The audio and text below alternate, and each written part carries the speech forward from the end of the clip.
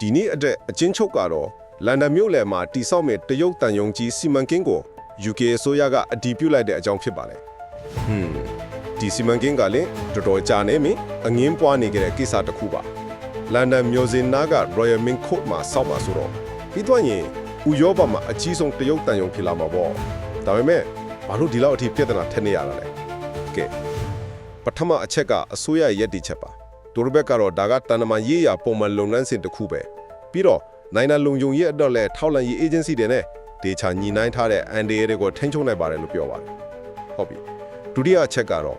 ပြင်းပြင်းထန်ထန်စန့်ကျင်နေကြတာပေါ့အတိုက်ခံတွေကဆိုရင်ဒါကိုရှက်စရာကောင်းတဲ့အညံ့ခံခြင်းလို့တော့တုံးလုံးပြီးနိုင်ငံလုံခြုံရေးအတွက်အကြီးကျယ်ချင်းချောက်မှုတစ်ခုလို့မြင်နေကြတာပါသူတို့အဓိကစိုးရင်တာကအဲ့ဒီတန်ယုံကနေမြို့ရဲ့အရေးကြီးတဲ့ငွေကြေးဆိုင်ရာ data cable တွေကိုကြားဖြတ်ထောက်လှမ်းတွားနိုင်တယ်ဆိုတဲ့အချက်ပါပဲနောက်ဆုံးတစ်ချက်ကတော့ဒီဆုံးဖြတ်ချက်ရဲ့နောက်ွယ်ကပုံစံအကြီးကြီးပါဒါကဘာကိုပြနေလဲဆိုရင် UK ဆိုရကတရုတ်နဲ့ကွန်တွယ်ရေးရောလုံခြုံရေးကိစ္စတွေမှာပါပြင်ပြီးတော့ထိတွေ့ဆက်ဆံချင်းနေတယ်ဆိုတဲ့သဘောပါပဲအတိုးချုပ်ပြောရရင်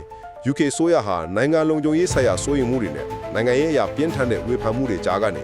တရုတ်နိုင်ငံနဲ့တန်တမာရေးအရာထိတွေ့ဆက်ဆံမှုကိုရှေ့တော့ကိုဆုံးဖြတ်ခဲ့တာဖြစ်ပါတယ်